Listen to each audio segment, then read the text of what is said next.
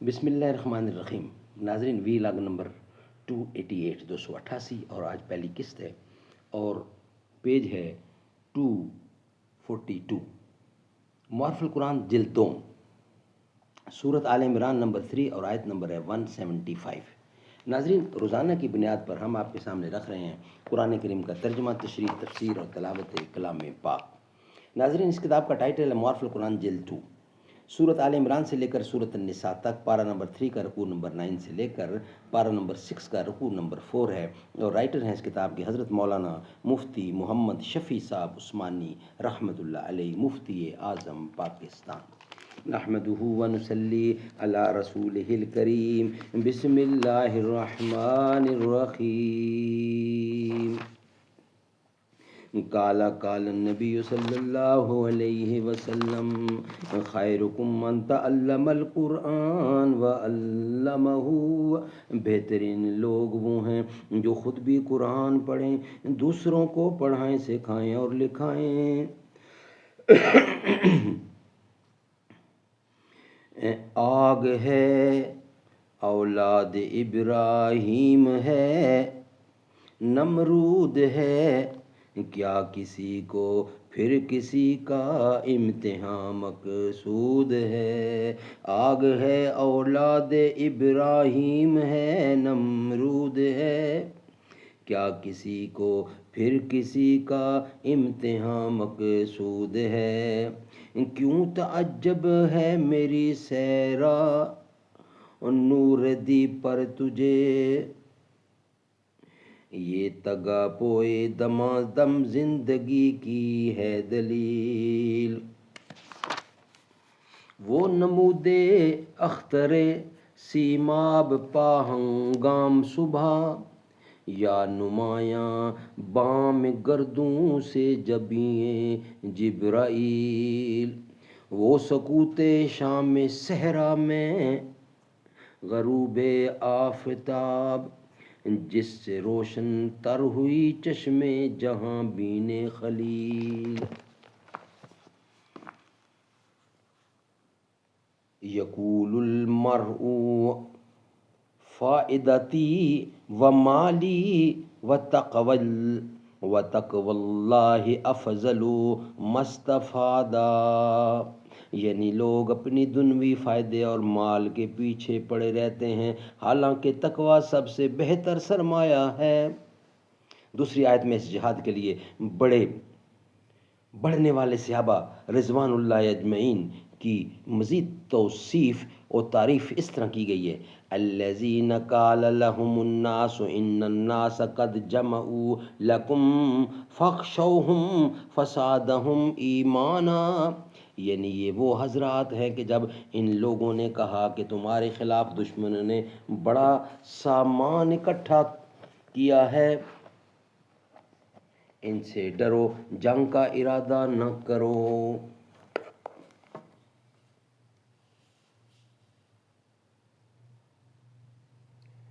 یعنی یہ وہ حضرات ہیں کہ جب ان لوگوں نے کہا کہ تمہارے خلاف دشمنوں نے بڑا سامان اکٹھا کیا ہے، ان سے ڈرو، جنگ کا ارادہ نہ کرو، تو اس خبر نے ان کا جوش ایمان اور بڑھا دیا۔ وجہ یہ ہے کہ اللہ اور اس کے رسول کی اطاعت جب ان حضرات نے قبول کی تھی تو پہلے ہی دن سے محسوس کر لیا تھا کہ ہم نے جس راستہ پر سفر شروع کیا ہے وہ خطرات سے پر ہے، قدم قدم پر مشکلات و موانع پیش آئیں گی، ہمارا رستہ روکا جائے گا اور ہماری انقلابی تحریک کو مٹانے کے لیے مسلح کوششیں کی جائیں گی۔ اس لیے جب یہ حضرات اس قسم کی مشکلات کو دیکھتے تھے تو ایمان کی قوت پہلے سے زیادہ ہو جاتی تھی اور پہلے سے زیادہ جان فشانی اور فداکاری کے ساتھ کام کرنے لگتے تھے۔ ظاہر ہے کہ ان حضرات کا ایمان تو اسلام لانے کے بعد اول روز ہی سے کامل تھا، لہٰذا ان دونوں آیتوں میں ایمان کی زیادتی سے ایمان کی صفات اور ایمان کے ثمرات کی زیادتی مراد ہے، اور اللہ اور اس کے رسول صلی اللہ علیہ وسلم کی دعوت پر تیار ہو جانے والے صحابہ کی اس حالت کو بھی اس جگہ خصوصیت کے ساتھ بیان کیا کہ اس جہاد کے سفر میں تمام راستہ یہ جملہ ان کی ورد زبانی رہا: حسبنا اللہ و نعم الوکیل۔ اس جملہ کے معنی یہ ہیں کہ اللہ تعالی ہمارے لیے کافی ہے اور وہی بہتر کار ساز ہے۔ سبحان اللہ سبحان اللہ. یہاں یہ بات خصوصیت سے قابل غور ہے کہ رسول اللہ صلی اللہ علیہ وسلم اور آپ کے صحابہ کرام سے زیادہ تو دنیا میں کسی کا توکل و اعتماد اللہ تعالیٰ پر نہیں ہو سکتا، لیکن آپ کی صورت توکل یہ نہ تھی کہ اسباب ظاہرہ کو چھوڑ کر بیٹھے رہتے اور کہتے کہ ہمیں اللہ تعالیٰ کافی ہے، وہ بیٹھے بٹھائے ہمیں غلبہ عطا فرما دے گا، نہیں، بلکہ آپ نے صحابہ کرام کو جمع کیا، زخم خوردہ لوگوں کے دلوں میں نئی روح پیدا فرمائی، جہاد کے لیے تیار کیا اور نکل کھڑے ہوئے. جتنے اسباب و ذرائع اپنے اختیار میں تھے وہ سب مہیا اور استعمال کرنے کے بعد فرمایا کہ ہمیں اللہ کافی ہے. یہی وہ صحیح توکل ہے جس کی تعلیم قرآن کریم میں دی گئی ہے، اور رسول اللہ نے اس پر عمل کیا اور کرایا. اسباب ظاہرہ دنویہ بھی خدا تعالیٰ کا انعام ہے، ان کو ترک کر دینا اس کی ناشکری ہے. ترک اسباب کر کے توکل کرنا سنت رسول نہیں ہے. کوئی مغلوب الحال ہو تو وہ معذور سمجھا جا سکتا ہے، ورنہ صحیح بات یہی ہے کہ بر توکل زانوئے اشتر بے بند. رسول کریم صلی اللہ علیہ وسلم نے خود ایک واقعہ میں اسی آیت حسبنا اللہ و نعم الوکیل کے بارے میں واضح طور پر ارشاد فرمایا. عوف بن مالک رضی اللہ فرماتے ہیں کہ رسول کریم صلی اللہ علیہ وسلم کی خدمت میں دو شخصوں کا مقدمہ آیا. آپ نے ان کے درمیان فیصلہ فرمایا. یہ فیصلہ جس شخص کے خلاف تھا اس نے فیصلہ نہایت سکون سے سنا اور یہ کہتے ہوئے چلنے لگا کہ حسبنا اللہ و نعم الوکیل. حضور اکرم صلی اللہ علیہ وسلم نے فرمایا اس شخص کو میرے پاس لاؤ اور فرمایا ان اللہ یلوم علی العجز ان اللہ یلوم علی العجز ولیکن علیک بالکیس فاذا غلبک امر فقل حسبی اللہ و نعم الوکیل. یعنی اللہ تعالیٰ ہاتھ پیر توڑ کر بیٹھ جانے کو ناپسند کرتا ہے، بلکہ تم کو چاہیے کہ تمام ذرائع اختیار کرو، پھر بھی عاجز ہو جاؤ. اس وقت کہو کہ حسبنا اللہ و نعم الوکیل. یعنی اللہ تعالیٰ ہاتھ پیر توڑ کر بیٹھ جانے کو ناپسند کرتا ہے، بلکہ تم کو چاہیے کہ تمام ذرائع اختیار کرو، پھر بھی عاجز ہو جاؤ. اس وقت کہو حسبنا اللہ و نعم الوکیل. تیسری آیت میں ان حضرات صحابہ کے اقدام جہاد اور حسبنا اللہ و نعم الوکیل کہنے کے فوائد و ثمرات اور برکات کا بیان ہے. فرمایا فانقلبوا بنعمت من اللہ وفضل لم یمسسہم سوء واتبعوا رضوان اللہ. یعنی یہ لوگ اللہ کے انعام اور فضل کے ساتھ واپس آئے کہ انہیں کوئی ناگواری ذرا نہ پیش آئے. یہ لوگ رضا الہی کے تابع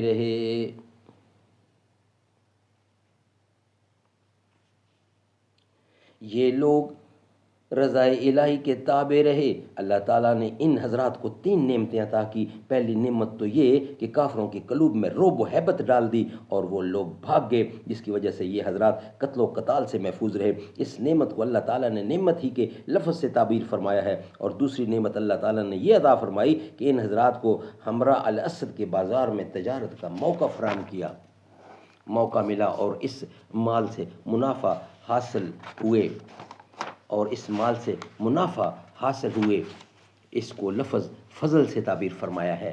تیسری نعمت جو ان تمام نعمتوں سے بڑھ کر ہے وہ رضا الہی کا حصول ہے، جو اس جہاد میں ان حضرات کو خاص انداز میں حاصل ہوئی. حسبنا اللہ و نعم الوکیل کہ جو فوائد و برکات قرآن کریم میں بیان فرمائے ہیں وہ کچھ صحابہ کرام کے ساتھ مخصوص نہ تھے، بلکہ جو شخص بھی جذبہ ایمانی کے ساتھ اس کا ورد کرے وہ یہ برکات حاصل کرے گا. مشائخ و علماء نے حسبنا اللہ و نعم الوکیل پڑھنے کے فوائد میں لکھا ہے کہ اس آیت کو 1000 مرتبہ جذبہ ایمانی و انقیاد کے ساتھ پڑھا جائے اور دعا مانگی جائے تو اللہ تعالیٰ رد نہیں فرماتا. ہجوم افکار و مصائب کے وقت حسبنا اللہ و نعم الوکیل کا پڑھنا مجرب ہے. چوتھی آیت میں یہ ارشاد فرمایا کہ مسلمانوں کو مرعوب کرنے کے لیے مشرکین کے دوبارہ لوٹنے کی خبر دینے والا اصل میں شیطان ہے، جو تم کو اپنے اولیاء یعنی ہم مذہب کفار سے ڈرانا چاہتا ہے. تو گویا اصل عبارت میں یخوف کا ایک مفعول محذوف ہے، یعنی یخوفکم، اور دوسرا مفعول اولیاءہ مذکور ہے. پھر ارشاد فرمایا کہ مسلمانوں کو ایسی خبروں سے ہرگز ڈرنا نہیں چاہیے، البتہ مجھ سے ڈرتے رہنا چاہیے، یعنی میری اطاعت کے خلاف کوئی قدم اٹھانے سے ہر مومن کو ڈرنا ضروری ہے۔ اللہ تعالیٰ کی مدد ساتھ ہو تو کوئی نقصان نہیں پہنچا سکتا۔ ناظرین، خوف خدا سے مراد کیا ہے؟ یہ سب ہیڈنگ ہے کہ خوف خدا سے کیا مراد ہے۔ اس آیت میں حق تعالی شانہ نے مسلمانوں پر فرض کیا ہے کہ وہ اللہ سے ڈرتے رہیں، اور دوسری آیت میں ان لوگوں کی مدح فرمائی ہے جو اللہ سے ڈرتے ہیں۔ یخافون ربهم من فوقهم یخافون ربهم من فوقهم، مگر بعض اکابر نے فرمایا ہے کہ خوف خدا رونے اور آنسو پوچھنے کا نام نہیں، بلکہ اللہ سے ڈرنے والا وہ ہے جو ہر اس چیز کو چھوڑ دے جس پر اللہ کی طرف سے عذاب کا خطرہ ہو۔ سبحان اللہ۔ ابو علی وقاق رحمۃ اللہ علیہ فرماتے ہیں کہ ابو بکر بن فواق بیمار تھے، میں ان کی عیادت کو گیا، مجھے دیکھ کر ان کی آنکھوں میں آنسو آ گئے، میں نے کہا کہ گھبرائیے نہیں، اللہ تعالیٰ آپ کو شفا و عافیت دیں گے۔ میں نے کہا گھبرائیے نہیں، اللہ تعالیٰ آپ کو شفا و عافیت دیں گے۔ وہ فرمانے لگے کہ کیا تم یہ سمجھے کہ میں موت کے خوف سے روتا ہوں؟ بات یہ نہیں، مجھے ماں بعد موت کا خوف ہے کہ وہاں کوئی عذاب نہ ہو۔ کرتبی۔ ناظرین، یہ ویلاگ یہاں ہی کمپلیٹ ہوتا ہے۔ نیکسٹ ویلاگ یعنی آج کی دوسری قسط اس کے بعد آئے گی، انشاءاللہ قرآن کریم کی تلاوت ہوگی، ترجمہ، تشریح، ربط آیات اور خلاصہ تفسیر انشاءاللہ اس میں ہم آپ کے سامنے رکھیں گے۔ یعنی کہ یہ ویلاگ جو 288 کی پہلی قسط تھی یہ مکمل ہوئی، انشاءاللہ 289 کی دوسری قسط انشاءاللہ ہم آپ کے سامنے رکھیں گے اس کے بعد نیکسٹ کمنگ ویلاگ کی صورت میں۔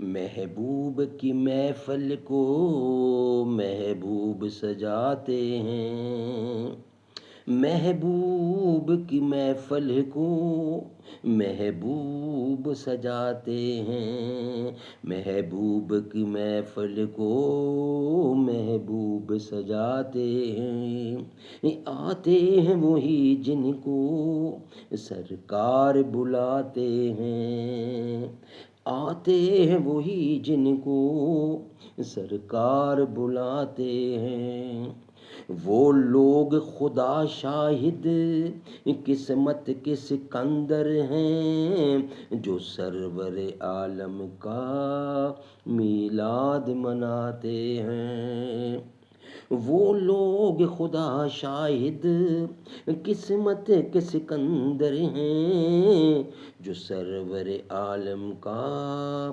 میلاد مناتے ہیں، سرکار کی رحمت کا اندازہ نہیں جن کو، ان کو بھی میرے آقا سینے سے لگاتے ہیں، سرکار کی رحمت کا اندازہ نہیں جن کو، ان کو بھی میرے آقا سینے سے لگاتے ہیں، اللہ کے خزانوں کے مالک ہیں نبی سرور، اللہ کے خزانوں کے مالک ہیں نبی سرور، یہ سچ ہے نیازی ہم سرکار کا کھاتے ہیں، یہ سچ ہے نیازی ہم سرکار کا کھاتے ہیں، محبوب کی محفل کو محبوب سجاتے ہیں، آتے ہیں وہی جن کو سرکار بلاتے ہیں، ان کو بھی میرے آقا سرکار کی رحمت کا اندازہ نہیں جن کو، ان کو بھی میرے آقا سینے سے لگاتے ہیں۔ اللہ کے خزانوں کے مالک ہے نبی سرور، یہ سچ ہے نیازی ہم سرکار کا کھاتے ہیں۔